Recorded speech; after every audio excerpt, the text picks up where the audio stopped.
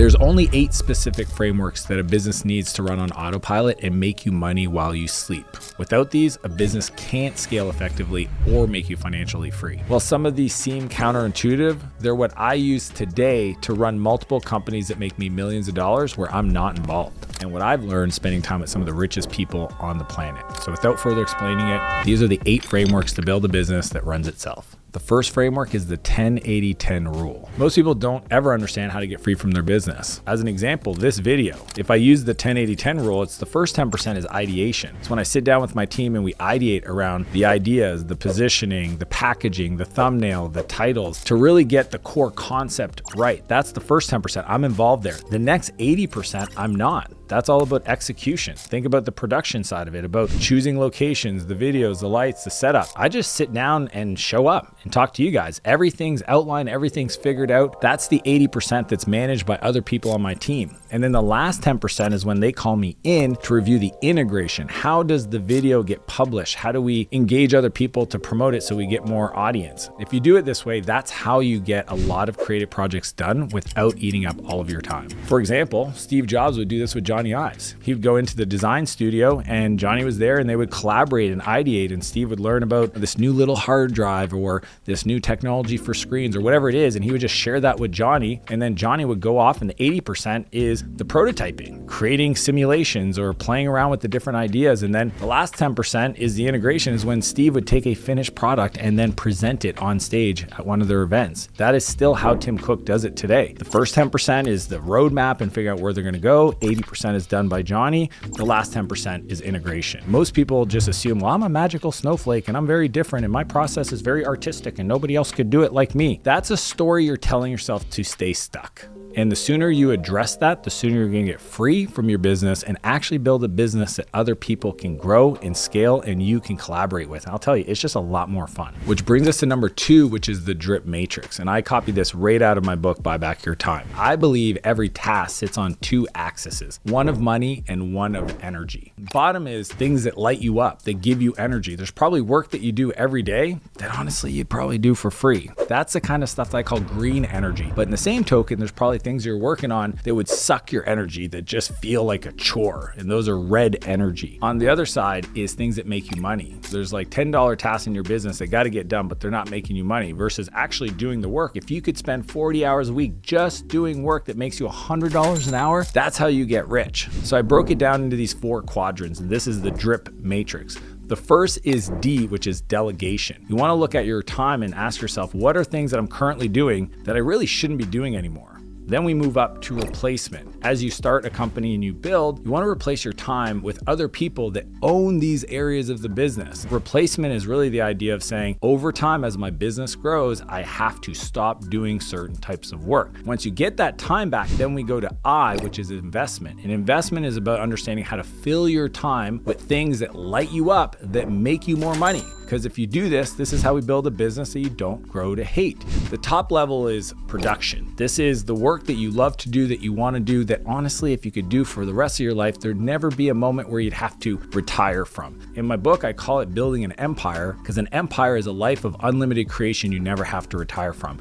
If you spend all of your time in the top right corner of the quadrant, it's impossible to get to a place where you feel overwhelmed, where your calendar's sucking and there's chaos in your life, to not want to continue building the business. Which brings us to number 3, which is ATF. Some people read my book and delegate everything and then call me and say, man, this is great. Like, I have barely any work to do. And I'm like, that's not the key. See, the whole point is to buy back your time to then reinvest it in things that light you up, make you more money, or build the machine that runs the machine. That's why it's called the production or the investment quadrant. So my philosophy is that anytime I feel overwhelmed, I always go back to this process. The first step is audit. And what I want to do is I want to look at the previous 2 weeks of my life and do 2 things. I want to first highlight everything in my calendar that's red, that takes my energy, yellow, that feels good, but honestly, I don't love doing it, and green are things that I absolutely love doing. That's the energy side. Then I want to evaluate every one of those tasks through a cost. How much would it cost me to pay somebody else to do for me? So $1 sign is a very cheap task, like a $10 task. And then $4 signs is paying somebody to do my job. $1, $2, $3, and $4. So then what I do is I take the overlap of everything that's red in my calendar or yellow that's $1 sign or $2 signs, and I put that into a bucket, and that is the only next hire I make. Step 2 is to transfer. So whatever you identified, then you take that and you transfer it to somebody else. The way I do that is a framework called the camcorder method, because I believe it's easier to just record myself doing the work, talking out loud, have 3 or 4 or 5 of these recordings so that when I hire that person and they come on board, I just have them watch those videos so that they get trained up without taking my time. That's called net time, no extra time. The third step is F, which is fill.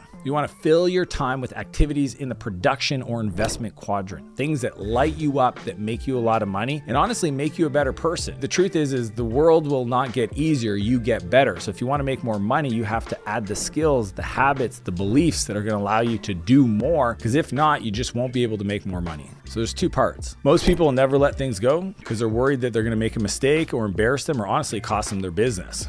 But if they can learn to at least let things go, then the next step is to actually value themselves. See, most people just don't believe they're worth it. So they don't invest in training, coaching, mentorship. And because of that, they never get exposed to new ideas because they have this subconscious belief that they don't deserve their success. And those 2 things of fear of letting go and don't believe they're worth it are going to stop people from playing a bigger life. Which brings us to 4, which is the camcorder method. I coach a lot of the top CEOs in the business space, and even they struggle to get things off of their plate. My philosophy is that if you buy back your time, make sure it stays sold. So I'm going to share with you a very simple 6-step process that nobody ever talks about that's going to take anything on your plate and give it to somebody else and make sure it gets done 100% the way you want it without taking a bunch of training. The first step is the outline. So I want you to sit down. Let's say we take social media posting, like somebody posting on Instagram for you. I want you to outline what that process would look like. Number 2 is you want to identify the criteria. So what makes a good social media post? Maybe you've never outlined it, but maybe it is that it's got your humor, it follows your brand guidelines, it's got great copy, it's posted at the right time of day. Think about what are the 5 to 7 criteria that would tell you it was done right, because you're going to use this later. Number 3 is to collect examples of highest performing stuff you've done in the past, bad examples where somebody messed up, you might have messed up. You want to take any training videos or any links or checklists that you might have and collect all of that and put it in a document that you're going to give the person. So step 4 is to record. And you want to literally record yourself doing the work. I like to use my iPad often where I'll share my screen, record it, and even the voice. Loom is great. Zoom is another one where I'll have a meeting by myself. But the key is to do the work, talk out loud, and have that recording of you doing the thing you want somebody else to do. Step 5 is to transfer. This is when they start. I have people start on day 1 and they don't do anything other than watch videos for 3 or 4 days. So you give them all the recordings, you bundle it up, you put it in a Google Doc and say, start at the top and watch every link in this document. Then you have them create the checklist or the standard operating procedure for how people should do it themselves in the future. Why? Because that's going to tell you if they understood what you put in the videos. Have them write down questions that come up as they're going through the videos so that you understand that they understood what you asked them to do. Quality of their questions is going to tell you the quality of their understanding. The last step is review. And this is where, as they're doing the work, you use the criteria you outlined at the beginning to review and give them a rating based on how well they followed those steps and produced the output. That's where you coach them to get better and you train them to get better. If you follow these 6 steps, it's impossible for the work that you give somebody else to end up back on your plate. Which brings us to number 5, which is the 50 to fix it. I remember one time I was coaching the CEO and I asked him why he was so overwhelmed, and he showed me his calendar. And it was crazy. He had about 2 hours in his calendar dedicated almost daily where he was approving every transaction in his company. Like nobody could spend money without requesting it, and he reviewed it and he approved it. The challenge with that is that you then become the bottleneck. And the bottleneck is called that because it's at the top. What I like to do is I like to push decisions down to my team, and the 50 to fix it is an example of that. No matter who on my team is struggling to solve a problem, if they can get the problem solved for $50, I encourage them to just spend the money and expense it. Now, this might sound crazy to some of you because you feel like you lose control real quick. So what I always do is say, after you spend the money, you have to tell your leader so that they're aware. Because what you'll find out is oftentimes people are spending money to fix a frustrated customer, a vendor that didn't show up, a designer or somebody on your team that's not delivering fast enough. So they just hire some contractor to do the work. And that's a feedback loop to the leader that there's something broken in the business. So you never want to stop somebody from making something better, but you also want to get that feedback loop so you have an opportunity to improve your process. Now, for me, I take it to another level that most people would be scared to do. So managers can spend up to $500 without permission. Directors can spend up to $5,000 without permission. Executives can spend up to $50,000 without permission, even if it's outside their budget. The only thing I ask, no different than my frontline employees, is that they tell their manager on their next one-on-one. So again, they can have conversations about priorities and planning and budgeting and just learn to make better decisions. Unlocking that ability to empower your team to make decisions, to solve problems and move forward will bring so much revenue into your business this calendar year. It will overpay for the amount of people spending that money. The reason why the 50 to fix it works so well is that it allows you to empower people to make decisions so that you're not involved. So while you're on vacation or you're spending time with your family, everybody in your business is making decisions without you having to be an approver. If everything rolls up to the top, then you'll always be a prisoner to your business. You want to empower people down within the company, within reason, to make decisions, to solve problems, to make things better without you being involved. Which brings us to number 6, which is the 1-3-1 rule. A long time ago, I hired this HR guy named Adam, and his job was to hire people. We were growing really fast, and I needed somebody dedicated to recruiting. And after our first meeting, he comes to me and he's in a fluster and overwhelmed, and he's like, man, we got to hire 13 people in the next quarter. And I'm like, yeah. And he's like, I've never done that before. And I said, cool. And he's like, I don't know how to do it. And I say, good. I mean, I'm pretty sure you'll figure it out. He's like, well, how should I do it? And I said, well, Adam, I didn't hire you to tell you how to do your job. You came to me with the experience. I'm assuming you're a problem solver. I said, do you have a 1-3-1? He had heard me talk about it before, but he's like, are you really doing this to me? Yes, I'm doing this to you. So I said, how about we meet up tomorrow? You take the time to evaluate the different options, and then we'll meet tomorrow morning. The next morning, he texts me and he says, I'm good.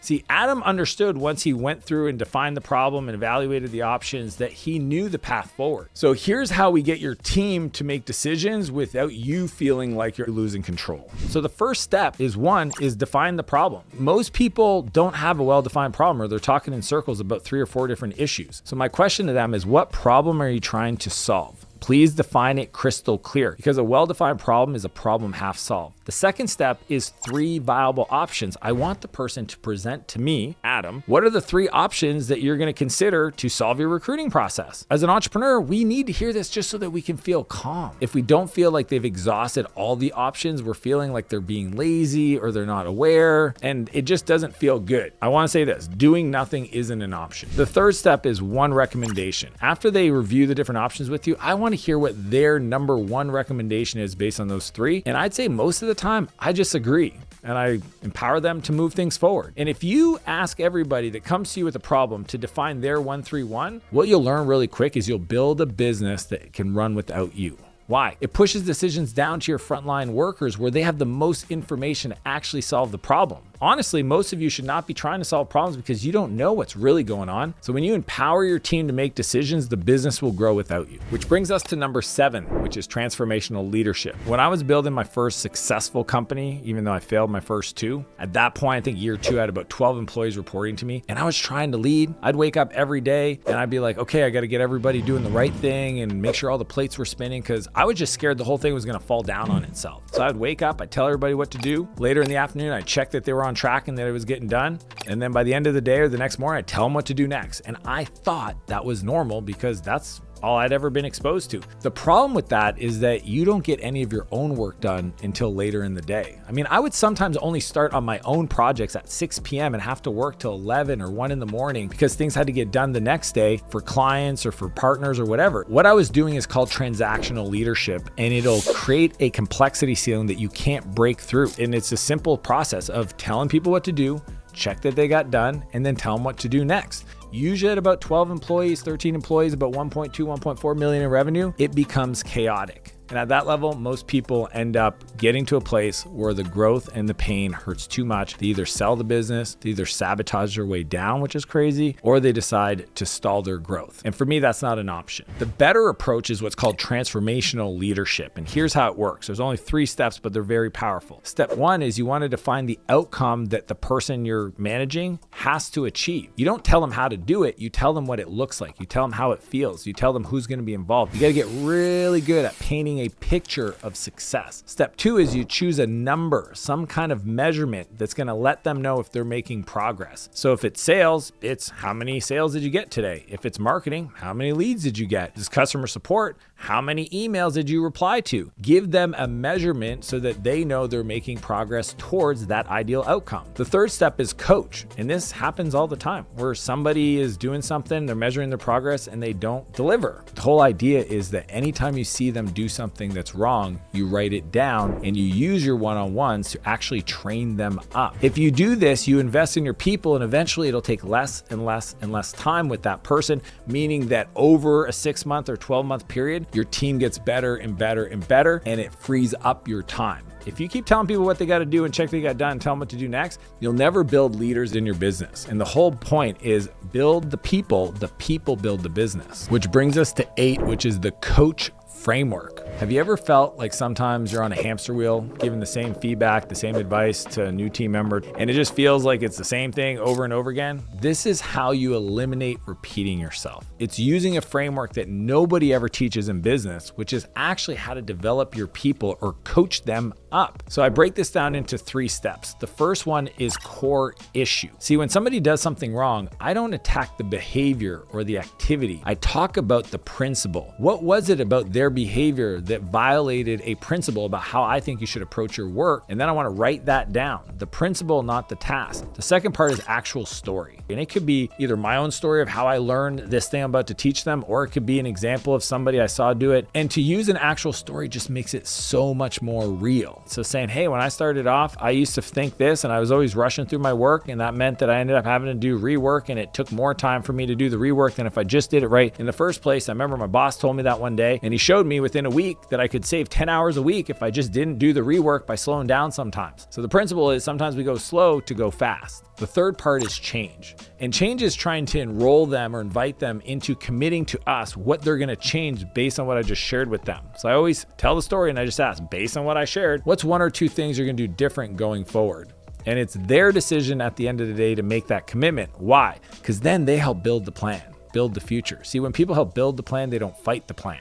And your job is to just present the information in a way that's really compelling for them to make a commitment to you to change their behavior so that they get better. The more people on your team get better, the less effort it's going to take you to manage the team. So if you want to learn the only 4 skills you need to build a $1 billion company, click the link and I'll see you on the other side.